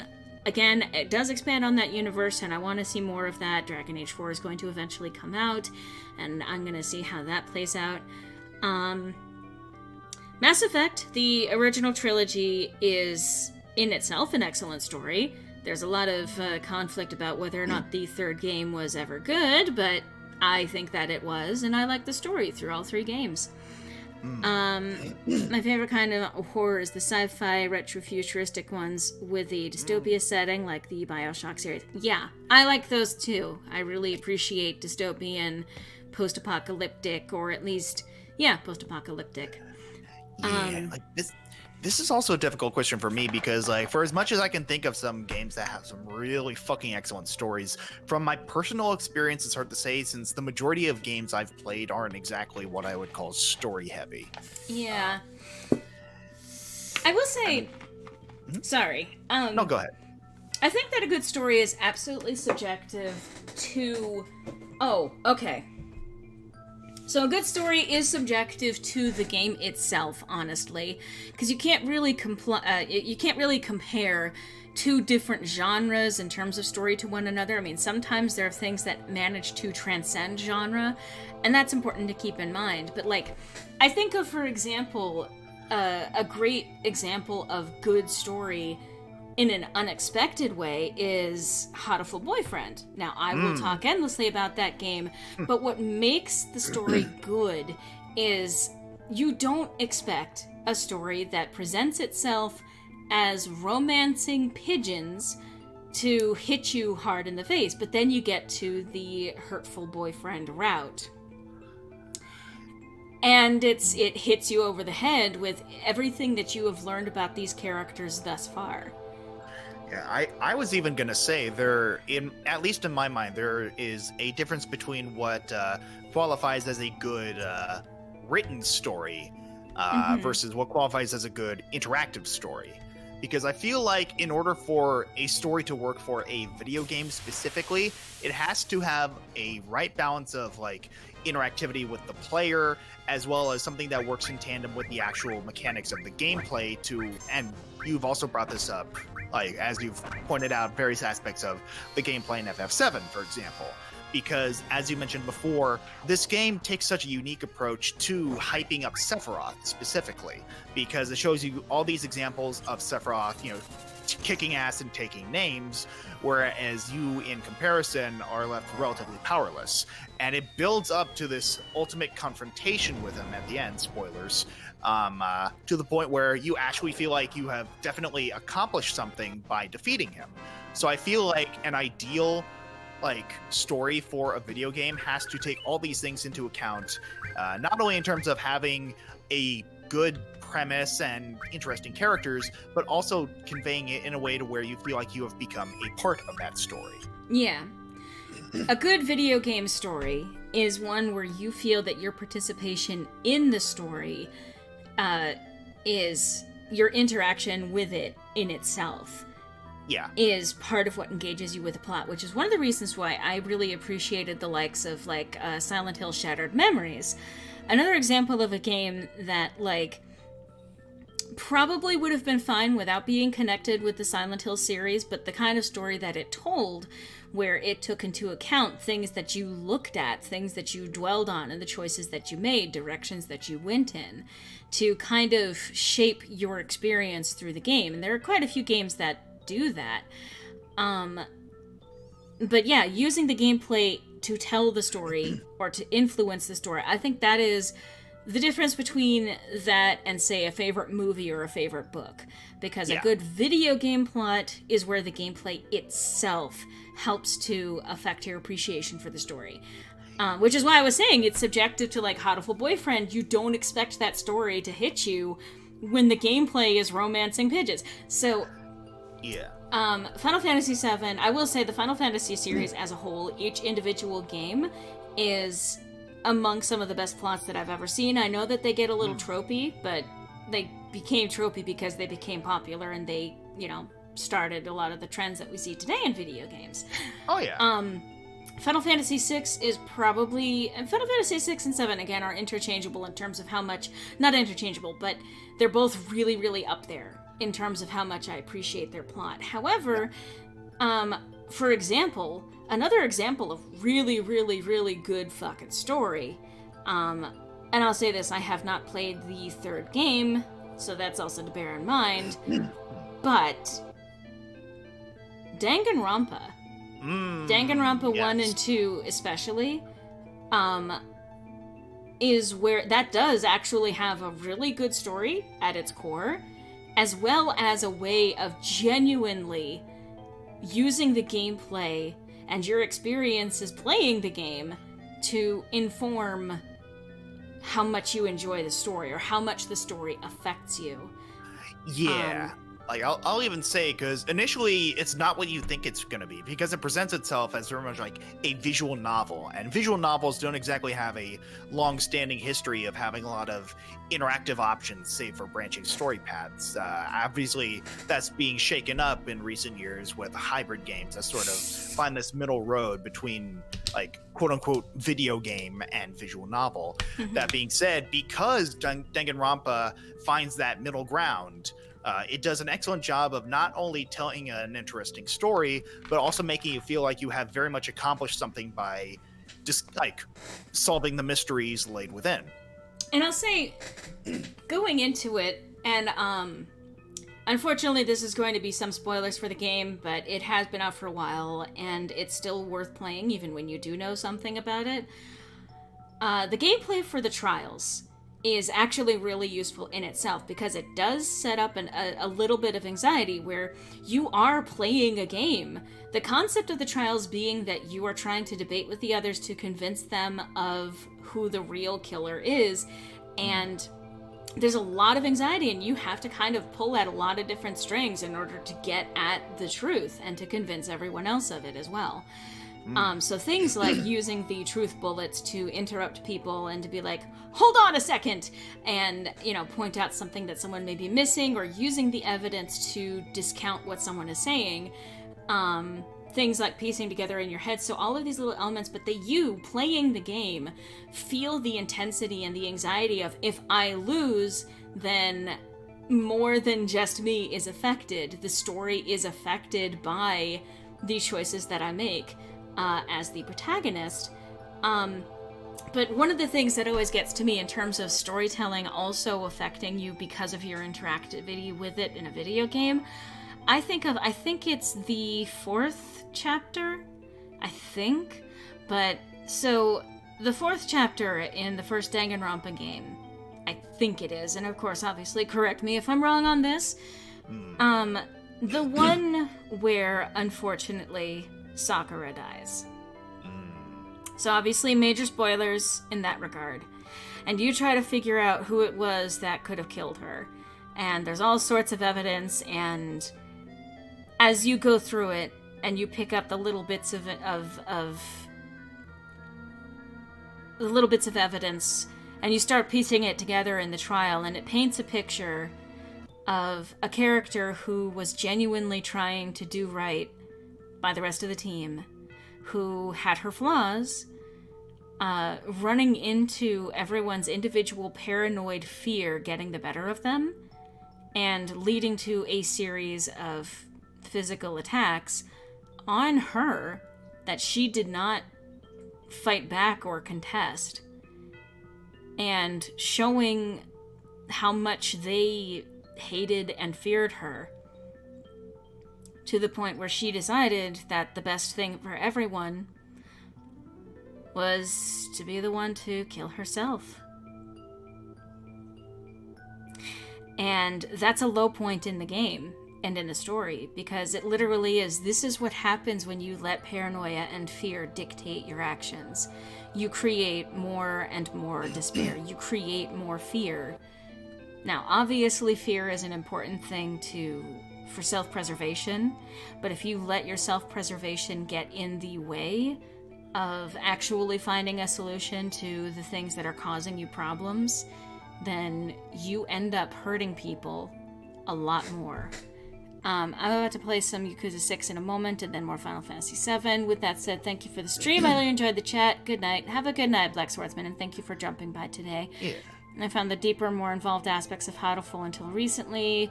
Surprising, considering games like that tend to blow up and get spoiled very quickly. I'm new to this channel in this game. Sweet. I don't know what message was retracted, but... I believe they're asking if you could introduce me to them, because I think they're curious as to who I was.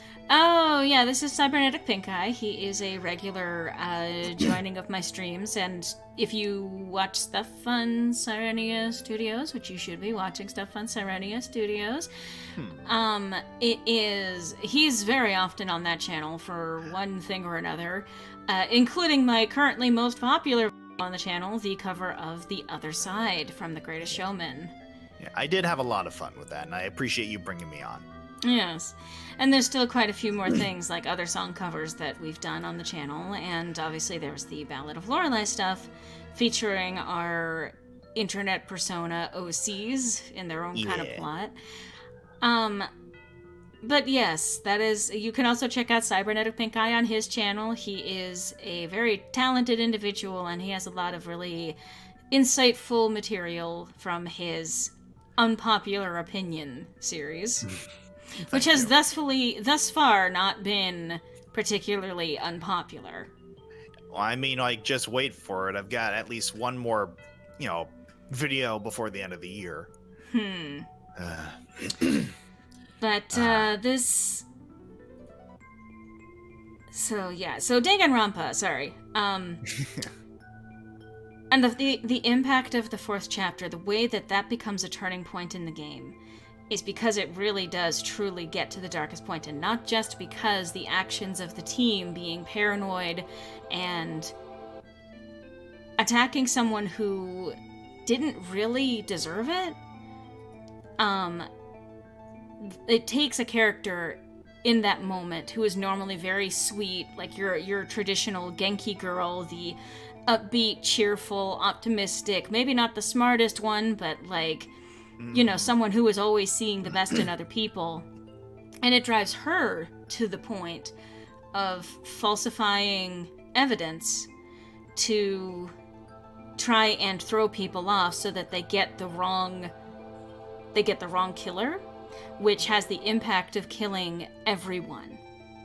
Everyone would die.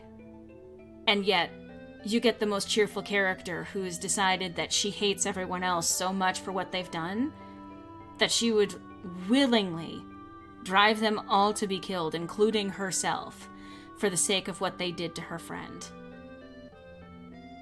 I think my favorite song over on Serenity Studios is Other Friends. I really love that one too. Danganronpa is a series I want to pick up after I played through some of my current backlog. I don't want to get back to it myself. I see the flowery interlude. Thank you. I had fun with that one. But yes, so the gameplay in the first Danganronpa, it really helps set the tone. The first execution actually drives home how serious the situation is. It really does fill that, pit of dread in your gut to see it the first time, because it's so bizarre and unsettling. And it just hits in a way that you're not expecting it to. And then actually after the turning point in the game, in Danganronpa, like, there's actually a sense of regaining control over the situation, because making it through that chapter, you decide, I'm done with this now. We're going to fight back against the person who is doing this kind of harm. You get some sense that you're making an impact on a situation that started off being entirely helpless. So again, Danganronpa 1, fantastic game even in isolation. Danganronpa 2 takes that and expands on it in an even bigger way. And I'm not going to get into that because there are so many things. I will say that the character of Komaeda is one of the best things to come out of the series.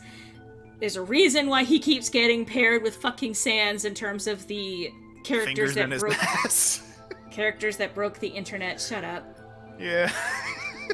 But Undertale is another example where the gameplay ends up influencing the story and is literally an integral part of it. Undertale is going to be one of those things that does transcend both in terms of story as well as gameplay and everything else. It all blends together in a fantastic story. So I guess after all of this deliberation, I'm going to say that the game with the best story is Undertale, because it combines all of these different elements. The gameplay informing the story informing the gameplay, all of the meta angles to it, and the story itself is an emotional core that fucking slaps you in the face when you play it. Yeah, I was even gonna say that because it aligns so fucking perfectly with that description I was giving about the gameplay having a direct effect on the narrative and vice versa. I think it gets an A fucking plus when it comes to being a good video game story. I'll also say, just to keep this brief, even though it's not a game I have personally played, one game that I think is fucking fascinating from like an intellectual standpoint, especially with my degree in neuroscience, is Soma. It was created from the same people who developed the Amnesia series, and delves into a lot of topics pertaining to the nature of identity. Obviously, it's got a lot of first-person horror elements to it, a lot of things and mechanics and themes from Amnesia: The Dark Descent carry over. It's definitely a fascinating story in and of itself, purely because of the types of characters who are involved, the antagonistic force, quote unquote. It's just an overall good story, even if it weren't in the form of a video game. Yeah. No, I'm absolutely in agreement there. I love Soma, and at some point, I'm going to try and work up the nerve to actually play it on my channel. Yeah, I would love to join you for that if you would be so inclined. No, you're not allowed. That's the one that you're actually going to be banned from.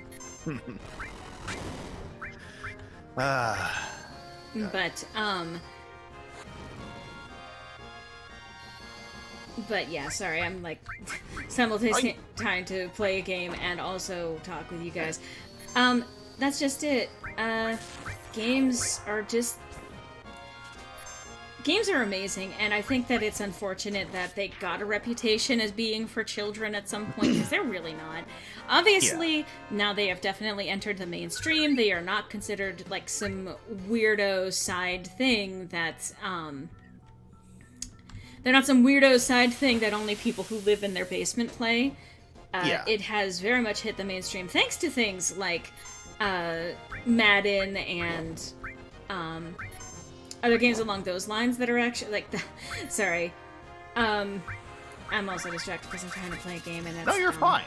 Yeah, but yeah, you definitely raise a good point. A lot of sports games, despite their association with EA, have definitely brought the popularity of video games into the public eye in terms of accessibility and things like that. That and the likes of the Call of Duty games, especially because they were considered to be very cooperative. And of course, the concept of cooperative gaming in itself has... So things like World of Warcraft is in itself kind of integral to the entering of video games into the mainstream. And I think MMOs. Yeah. Sorry, go ahead. Soma, is there a delay going on? As far as I know, not by much.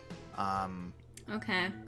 But yeah, I was gonna say that MMOs, co-op games, and even fighting games to an extent, especially with games that advertise others series like Smash specifically, has brought attention to a lot more series because of the ever-growing roster.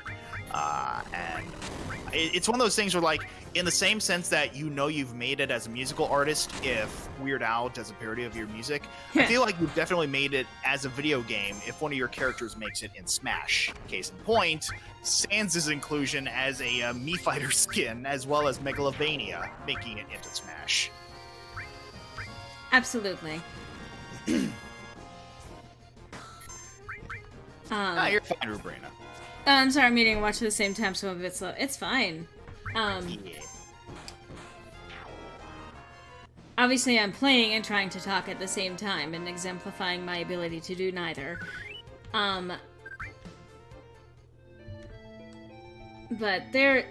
honestly, I do love that video games have evolved as a genre to that point. Yeah. Let's see. Digital media in general has come a long fucking way, and I do apologize for constantly distinguishing between things like traditional video games and things like visual novels, but I feel visual novels have also provided a lot more opportunity for interactivity and a sense of connection with traditional written narrative. Absolutely. I think the visual novels really are their own genre in a way, because they are more story focused, and they end up they end up using a lot of different means. Like, they use a lot more social cues, for example, for being able to achieve the objective of the game. Things like knowing how people react to certain stimulus, learning how to figure out someone's personal behavior, like, just their like, being able to stop. Anyway, that's fine. Whatever. Being able to figure out, like, someone's schedule, being able to apply that to, you know, like, I mean, I will say things like dating sims kind of end up getting a little bit on the creepier side, because, like, you end up mapping out someone's personality so much that you're effectively stalking them. Let's see what Ice 2 does, just for funsies. And I'll even say that, you know, even discounting, like, the visual novels that delve more into actual, like, gameplay use or implementation, I feel like visual novels are sort of the spiritual successor to choose-your-own-adventure novels. Damn. Yes, absolutely. And in fact, I want to maybe actually, because this is just, like, really a random thought, but I want to actually see about the possibility of basically making a choose-your-own-adventure visual novel, because those do exist. That is effectively what they are. Yeah. Just have I do that. I want to try my hand at making some more visual novels in the future, as a matter of fact. So yeah, I remember you showing me, like, the one you'd been dabbling with a while back, and that turned out really good. Which one? The one with the Cupid character. Oh yeah. Well, I mean, that's a completed game. Yeah. I do actually have a full video game. I mean, it was created for a game jam, and the entire thing was actually created in a month. The art assets for it were all done by a friend of mine by the name of, the internet name Amelius. And I wrote the script and got it all partitioned off, wrote all of the branching paths. There's not that a lot of them in the first place. But did a lot of work to get that to finish in just the span of 1 month. So it's a short game, if that needs to be said.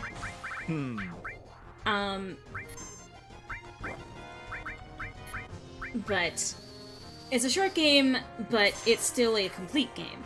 And I do sell it. I mean, it's technically available completely for free. I always appreciate when people possibly, you know, toss a buck or two my way for that kind of thing. But it's a short little game of exploring interpersonal stuff and things along those lines. Picking up cues that people leave, like, on their emotional status of certain things, and just playing your way through a story. It's very story focused. Yeah. I mean, I may as well take a moment, because it is kind of getting to what I would consider to be the end of the stream, but, yeah, as you said, I feel like because there is a lot of focus on the stories and how people... Oh, go ahead. Sorry. I will resume the talking points of what we were all talking about. I did want to finish my thought, what I was saying, though, in terms of support. Because like I said, I'm getting to the end of the stream today.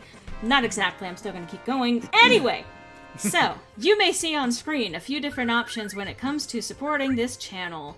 There's the social media, of course, the Twitter handle, as well as obviously the YouTube. You are here!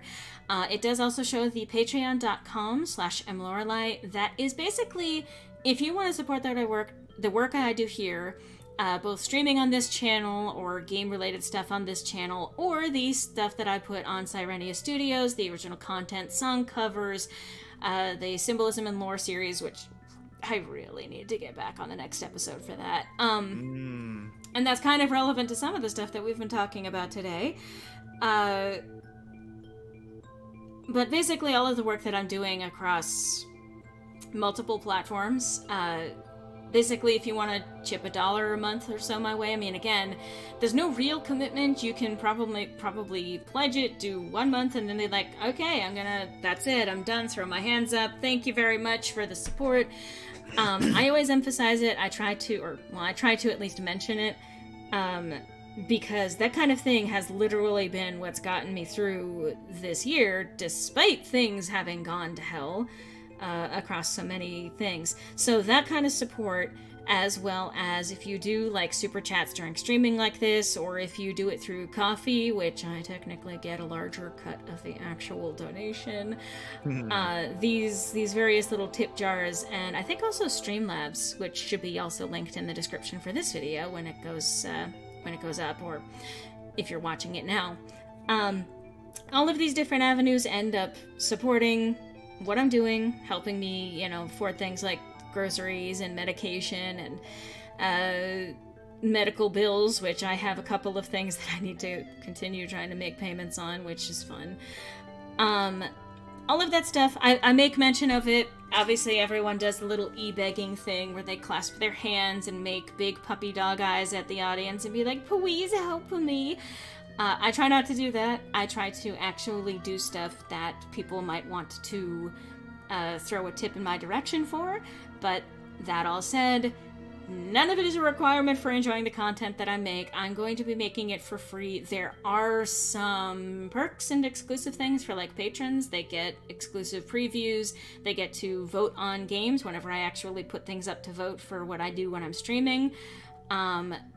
They get behind the scenes art. They get access to scripts and things along those lines, depending on what tier they're on. But you also get early access for like original content uploads that I do. So there's that. All of that is aside. There are some of the things, but basically the same thing that I would be doing one way or another. Y'all are all going to benefit from it no matter what. But financial support helps and goes a very long way. So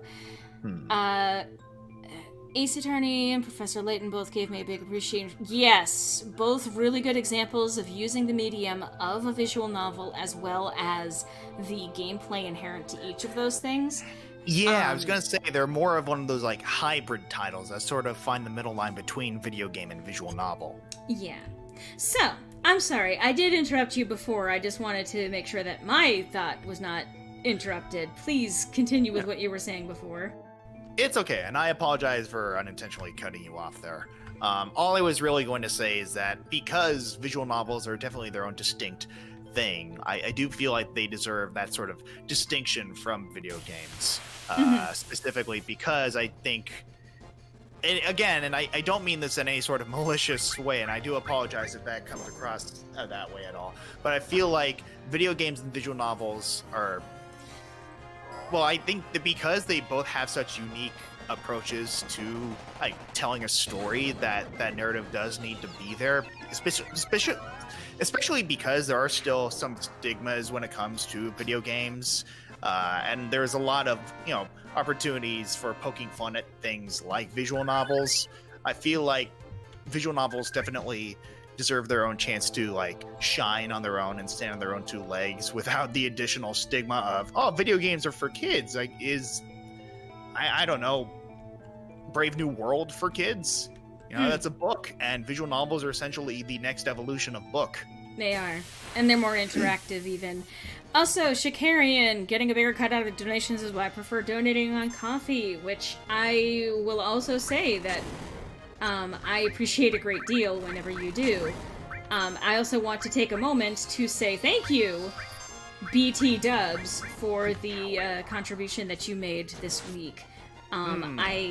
That was a nice little surprise to find. So I wanted to make special notice and special mention of that. Thank you so very much. I know you do a lot of them live while I'm streaming, but like, that honestly ended up catching me off guard when I saw it, and it was just one of those, like, I was kind of like, oh, I'm getting close to the end of the month, I have like, couple of bucks still left, but I should be able to make it, but it was tight. And then I saw that contribution through Coffee, and it took so much of the pressure off of what I was doing, or pressure off of what I needed to be doing. Yeah, Shikarian is in fact a good, and I am proud to have him as a patron of my own. Oh yes, absolutely. I mean, Shikarian is an example of someone who basically does all of the things that helps, both of us in individual ways. Shikarian is a patron for both of us. Yeah. Regular contributor to my stream. God, sorry, I'm also distracted by doing all of this. Regular contributor to my stream, things along those lines. So Shikarian is an awesome, awesome person, and glory be to their name. Yeah. You're welcome. Yeah. Hallowed be thy name, thy kingdom come. Thy will be done on earth as it is in heaven. You know what? Again, this always reminds me every time.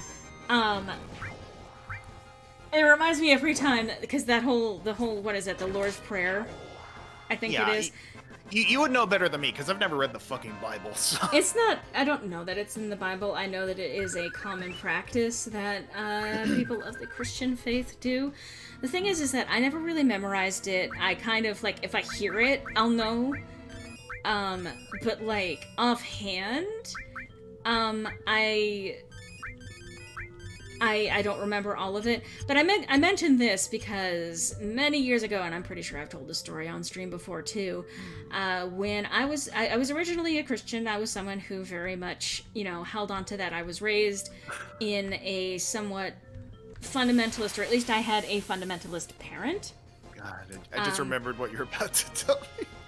So, the thing is that,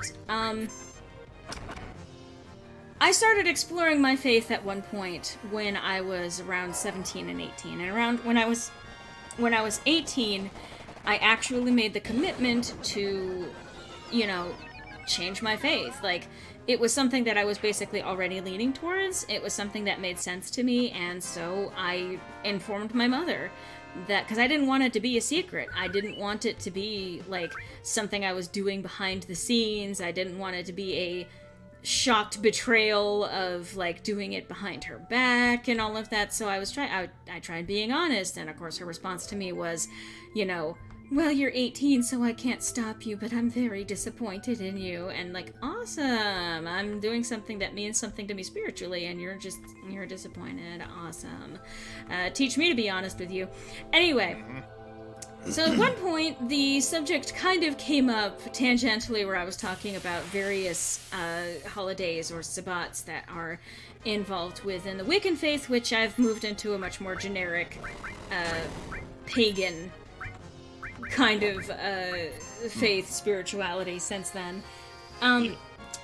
And she got really tense, and then after a moment, She asked me if anyone had ever asked me to recite the Lord's Prayer backwards. And of course at the time, I just kind of like had the Stewie Griffin head tilt, like, what? I'm sorry? I learned later that during the Satanism scare of the 80s and early 90s, one of the things that was rumored to be part of Satanism was that they would take any new initiates in and tell them to recite the Lord's Prayer backwards to undo the effects of Christianity on you, to revoke Christianity and to remove the Lord's Prayer, remove God's influence in your life. And so, of course, when I learned that, I was like, I don't know this all the way forwards. How would I be able to recite it backwards? And like the other point that I made at the time was like, wait, so if reciting something backwards makes you unexperience it, if you recite the alphabet backwards to become illiterate, like, how does this work? But my mom had a lot of those questions. Yeah. Also, am I alone in thinking that the term Lord's Prayer is somewhat fucking redundant? I mean, it's a prayer. Aren't they by default all Lord's Prayers? Well, no, because we're not all defaulting to a lord or a singular lord. I mean, I thought that was the definition of a prayer, asking for help or desires or something from a god figure. Yeah, but that's what I'm saying. Not all of us worship a lord. Some of us worship a goddess. Some of us worship multiple gods. So I always thought God and Lord meant the same thing. No. First of all, Lord means that one who has dominion over those beneath them, and since, of course, God is the Almighty Father and the one with ultimate dominion, he is the Lord of Lords, the King of Kings, etc., etc. So it is a very Christian thing to say Lord. Because, especially with a capital L, well, outside, I mean, I guess it's always kind of capitalized when you're addressing a person, but either way, the Lord's Prayer is a very Christian thing, and it's not necessarily redundant. If you're doing a prayer, sometimes a prayer can be just, it can be any kind of religious blessing or religious communication with a deity or deities of choice.